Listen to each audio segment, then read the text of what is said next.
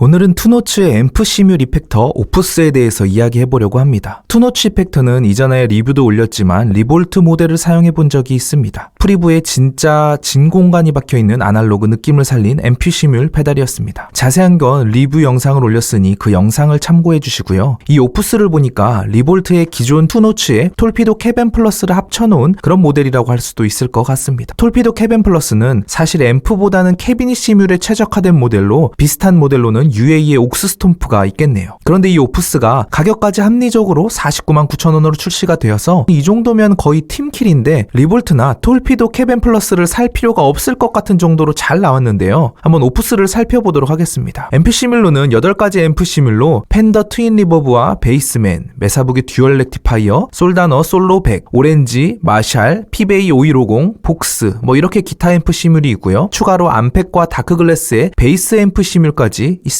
사실 이것만으로도 이미 기존의 리볼트를 압승하는 거죠. 리볼트에 있는 진공관 기능은 파워앰프 시뮬레이션으로 대체를 했네요. 오프스는 파워앰프 시뮬이 따로 있는데 EL34, EL84, 6L6, KT88 이 4가지를 가지고 싱글핸드, 푸시플로 2가지씩 8가지로 사용할 수 있습니다. 그리고 다이나이알이라고 35개의 리얼한 캐비닛 시뮬이 있는데요. 한마디로 말해서 리볼트와 톨피도 캐벤 플러스를 합쳐도 오프스보다 기능이 떨어진다는 이야기인데 기존 리볼트와 톨피도 캐벤 플러스 조합을 쓰시는 분들에게는 조금 배 아플 수도 있을 것 같습니다. 스펙은 대략 이렇고 이제 어떻게 생겼나 한번 보도록 하겠습니다.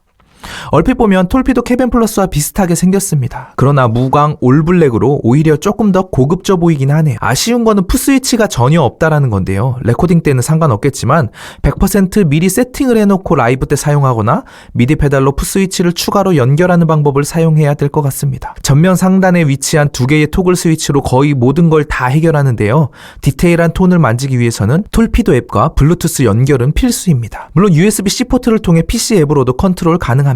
이 2개의 토글 스위치는 돌아가기도 하고 눌리기도 하는데요. 왼쪽 노브는 기본적으로 돌리면 프리셋이 넘어갑니다. 펜더, 마샬, 메사부기 이렇게 있고요. 총 99개의 프리셋이 저장됩니다. 오른쪽 노브는 볼륨을 담당합니다. 아무 버튼이나 누르면 설정 창으로 들어가는데요. 모드를 설정할 수 있습니다. 톨피도가 자랑하는 다이나이알을 사용할 건지 기존 IR 로더를 사용할 건지 선택할 수 있고요. 옆에는 노이즈 게이트를 켜고 끌 수도 있습니다. 프리앰프 우리가 흔히 하는 앰프 시뮬을 이제 온오프 할 수 있고요. 파워 앰프 아까 잠깐 이야기했지만 진공관 부스트라고 생각을 하시면 될 것 같습니다. 그리고 마이킹이 있고요. EQ, 인핸서, 리버브, 프리셋 볼륨, 세이브, 튜너, 글로벌 세팅이 있습니다. 참고로 튜너는 그냥 기본 화면에서 양쪽 버튼을 꾹 누르는 것만으로도 들어갈 수 있습니다. 글로벌 세팅에서는 인풋 패드 온오프, 라인아웃 라우팅에서 라인아웃을 FX 효과 앞으로 할지 뒤로 할지를 선택할 수 있습니다. 레이턴시 세팅이 있고요. 미디 설정 부분이 있습니다.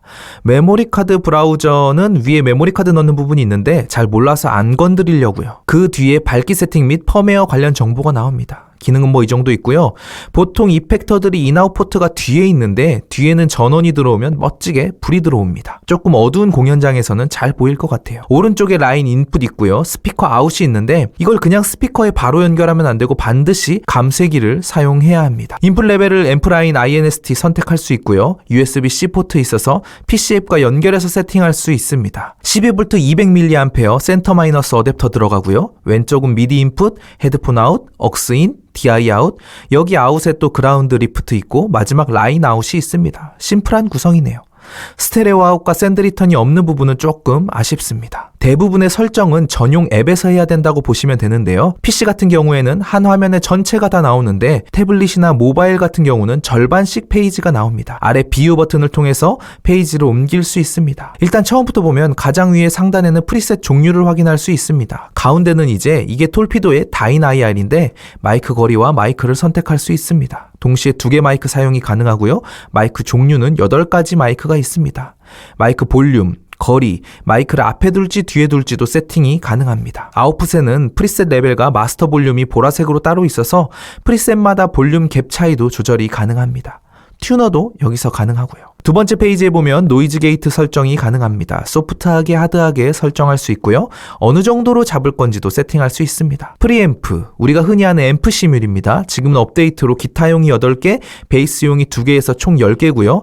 팬더 2개, 복스, 마샬, 오렌지, 5150, 솔다노, 메사부기, 렉티파이어, 기타용은 이렇게 있습니다. 껐다 켰다 하는 거 눌러서 불이 들어오면 켜진 건데 프리앰프가 마음에 안 들면 프리앰프를 빼고 캐비닛 시뮬만 쓸 수도 있습니다. 이렇게 쓴다고 하면 톨피도 캐벤 플러스처럼 쓰는 거죠. 다음은 파워앰프인데 아마 리볼트에 있던 진공관 부분을 디지털화 시킨 것 같습니다. 실제 진공관이 있는 거랑은 다르겠지만 이거 켤 때랑 끌 때랑 사운드가 분명히 다르기 때문에 깔끔한 걸 좋아하시면 끄고 약간 지글지글한 그런 빈티지한 느낌을 원하시면 켜서 취향에 따라 선택하시면 빈티지한 사운드에서 걸걸한 사운드도 연출이 가능합니다. 진공관 종류는 이렇게 있고요. 그리고 자체 EQ 기능이 있어서 간단하게부터 복잡하게까지 세팅이 가능하네요. 인핸서 기능, 공간감을 주고 싶을 때 사용합니다. 리버브, 그냥 앰프 리버브 정도 기본으로 들어있다 생각을 하시면 될 것 같습니다. 퀄리티는 쓸만합니다. 프리셋 종류가 다양하게 있어서 세팅에 도움이 될 것 같네요. 이렇게 앱에서 세팅이 가능하고요. 한번 사운드를 들어보겠습니다.